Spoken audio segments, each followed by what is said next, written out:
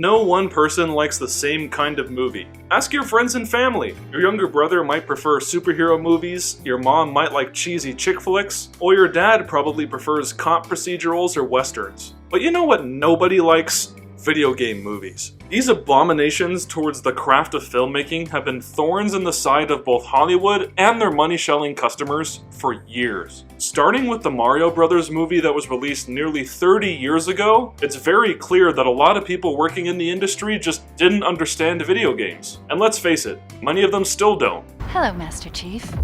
I'm Cortana.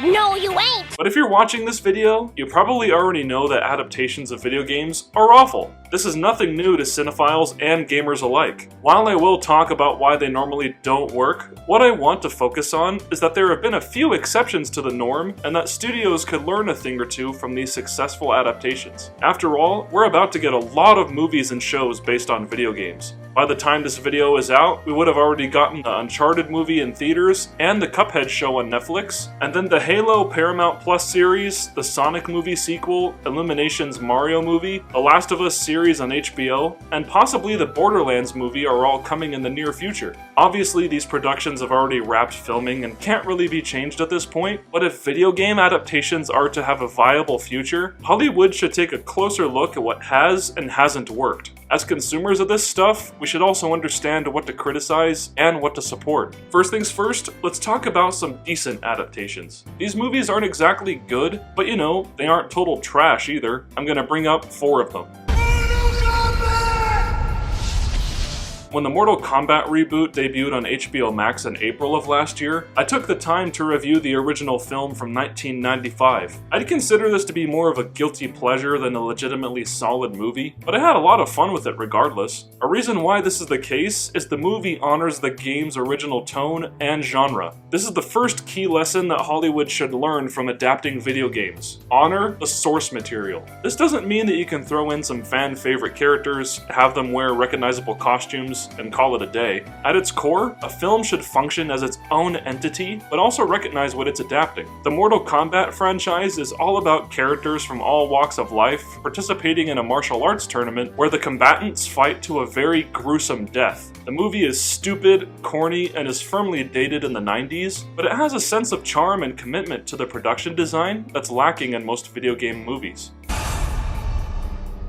Again, not a great movie by any means, but the fact that The Prince of Persia is a generic swords and sandals type of adventure movie is fitting for the material it's adapting. Translating an action platformer with parkour and time travel into that kind of movie just works. Maybe not from a quality standpoint necessarily, but conceptually, that was the right way to take it. After all, if my parents went into this movie not knowing it was based on a video game, they wouldn't leave the theater any wiser. The screenplay doesn't try to recreate the essence of a video game through the dialogue or set pieces. It's a movie that just so happens to be appropriating a pre-established narrative.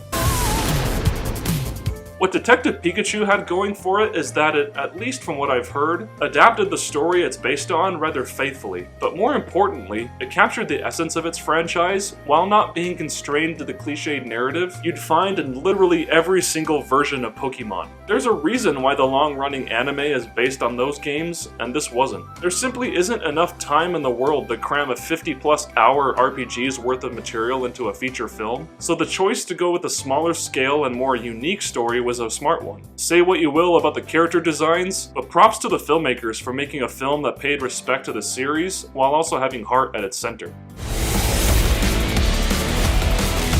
And yes, now we come to the Sonic movie. I think it got a lot of retroactive love for it being one of the last quote-unquote cool movies to release before the pandemic became a serious issue, and it gets a pass from people feeling that the studio learned its lesson. Even with the fixed visual effects, it still had issues with dialogue, storytelling, and really awkward product placement. Olive Garden. Have you tried their never-ending pasta bowl?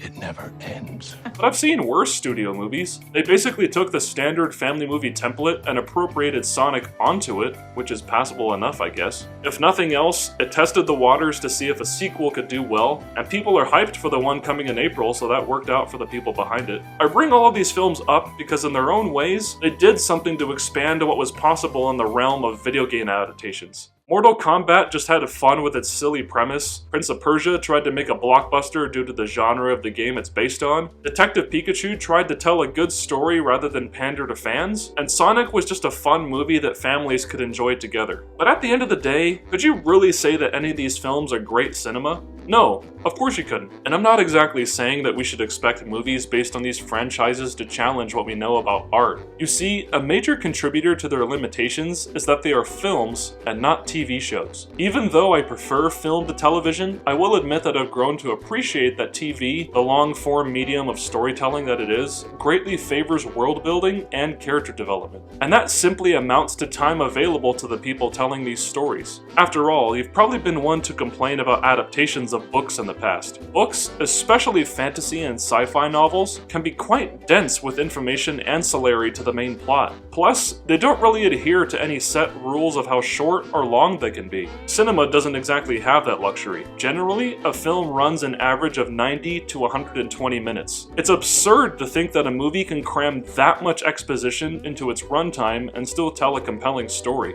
Whereas with a book, you have the opportunity to have words on a page set the scene for a movie in your head. A film adaptation can be inherently disappointing in that someone else's interpretation of the same words you read could be totally different from your own. Video game adaptations have an even greater set of problems than just how time is needed to tell a great story. I mean, yes, that is a big part of it, especially when you get stories that are stretched across tens or even hundreds of hours of gameplay. However, like film, video games are a visual medium. By adapting a video game into a film or show, you take away the one thing that makes a video game distinctive as an art form: interactivity. The person engaging with the video game gets the added benefit of living through the journey that the player character takes. You take that away when creating an adaptation, and part of the immersion and depth of the storytelling is gone. Whereas with a video game, one is an active participant in the story, the viewer of a series or film then becomes a passive observer. Despite all of that, there are two TV series that have debunked the long-standing belief that nothing adapted from a video game could ever be truly great. They're the reason why I made this video, after all. Because these excellent shows exist, we should hold Hollywood to a higher standard, knowing that teams of very talented people cared enough to create something truly special, while also honoring the games they were based on. Those two shows, which are both on Netflix, are Castlevania and Arcane. There are great things we can learn from either show about how video game adaptations can work. I think the biggest thing first and foremost, though, is that the people who made them are fully aware that they can't seamlessly transition video game material into a different medium.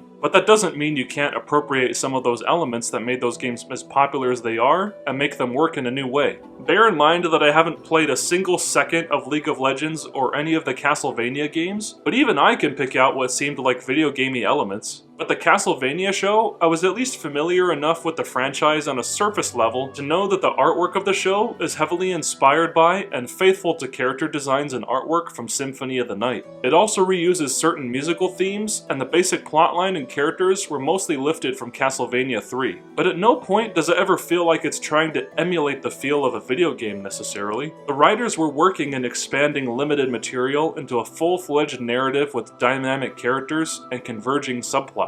Moreover, instead of just trying to put the characters through a series of action scenes and quests to mimic the feeling of a video game, Castlevania actually has much less action than you might expect. A lot of time is actually spent on developing the characters' relationships and attributes, while commenting on issues that feel relevant to the time period in which the story takes place. Not everything in the show works, especially since it feels like it's a story of distinct halves. Seasons 1 and 2 are solid since they are founded in the stakes of stopping Dracula's genocidal quest against the human race, whereas that focus is mildly lost once Season 3 tries to set up a lot that doesn't end up paying off until the fourth and final season. But overall, it's a legitimately fun, thoughtful, and satisfying story to see through to the end, which is achieved by the writers knowing what to adapt from the games and what to come up with on their end. As a result, it works because it's not trying to recapture what the games did. Netflix's Castlevania series succeeded because it earned its right to a self-sustaining identity. Arcane did so in a similar fashion, but to an even better degree. Unlike Castlevania, I had no prior knowledge of the franchise before watching the show. I was intrigued by how insanely high the user scores on IMDb were. Given how much my wife and I love animation, we both watched it within a week after all the episodes had been released. I hate to be part of the bandwagon, but this series was fantastic. Its success as a video game adaptation is owed for a lot of the things I already attributed to Castlevania, but Arcane earns extra bonus points for pushing the boundaries of filmmaking in general. I find it tough to articulate exactly what this art style is, but it does find itself halfway between being a series of gorgeous pre-rendered cutscenes and the resplendent, manic color splash that was Into the Spider-Verse. Without going off too much of a tangent, Arcane gives viewers something unique as a visual treat that borrows from, but doesn't deliberately copy over from the original artwork, and it also delivers a layered, riveting storyline. Over the course of 9 episodes that's divided into 3 acts of 3 episodes each, Season 1 does a great job at telling a tragic tale of class warfare without making you feel 100% loyal towards either side of the conflict. Through the actions of its well-rounded and deeply human characters, the show spins a wheel of misfortune which makes for a narrative that never ceases to be compelling. Not to be cliche, but Arcane was so thrilling in fact that its finale was the first ending in a long time to truly take my breath away. To think that all of that is inspired from a multiplayer online battle arena with an infamously toxic player base is an achievement unto itself. For it to have captured the attention of League of Legends fans, people who have never played the game such as my wife and I, and then people who just don't play video games in general is an even more significant feat. Arcane and Castlevania couldn't have been positive steps forward for video game adaptations if they hadn't avoided making the fatal mistakes most adaptations make. Who knows if future seasons of Arcane backtrack on those good qualities? But for now, these shows deserve every ounce of praise they can get. Moreover, there is one last thing I'd like for you to consider in this whole argument.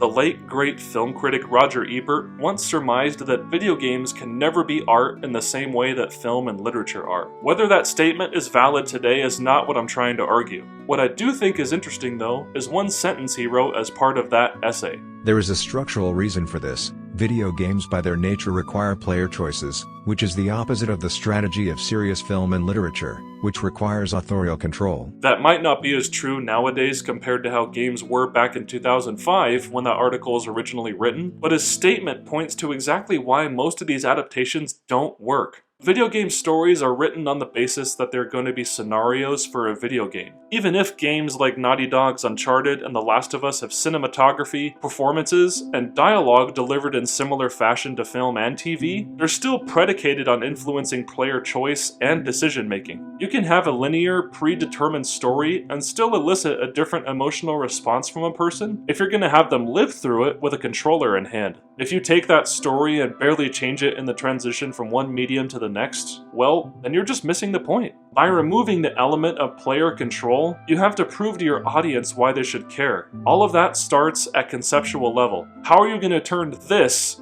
into this? And then once you figure that part out, how will you fill your time so that you're honoring the source material while still telling a good story per the restrictions you're working with? Perhaps what I'm asking of Hollywood then is to be careful of what they should be adapting in the first place. If you try to take something super simplistic like Rampage, you're going to be fighting an uphill battle making that good. However, if you consider the approach by which you're adapting something, then maybe you'll get somewhere. I haven't watched the Cuphead show yet, but I appreciate that Netflix made a cute cartoon that the whole family can watch, while staying true to the game's rubber hose art style. The game is essentially just a series of one boss battle to the next without a singular narrative running through it, so making each episode an interaction with these different bosses seems like the smart move. Having The Last of Us be a miniseries on HBO instead of a movie also seems like the right choice. There's also supposed to be a movie about Tetris coming out on Apple TV Plus either this year or the next, with Taron Egerton in the starring role. Rather than being directly about the game of Tetris, this movie is actually going to focus on the weird, turbulent legal conflicts over the game's ownership during the Cold War. Taron Egerton said during interviews that it's essentially going to be the Tetris equivalent of The Social Network. How cool is that? I'd watch that movie! In the end, video game stories are probably always going to be best told via video games. A lot of adaptations will likely still be bad, some will be decent, and others still may be legitimately good. But only those that adapt the right material and adapt it in such a way that gamers and non-gamers can appreciate the experience will truly be great. And that's it! Thank you once again for watching another one of my gaming videos. Don't worry, I have some content to share about film and TV in the near future, so you'll get a break from the gaming talk for a bit. Nonetheless, if you liked what you saw and would be interested in seeing more of what I have to offer, please consider subscribing to the channel and joining the notification squadron so that you don't miss out on my future videos. Thank you so much for watching, and I hope you have a great one.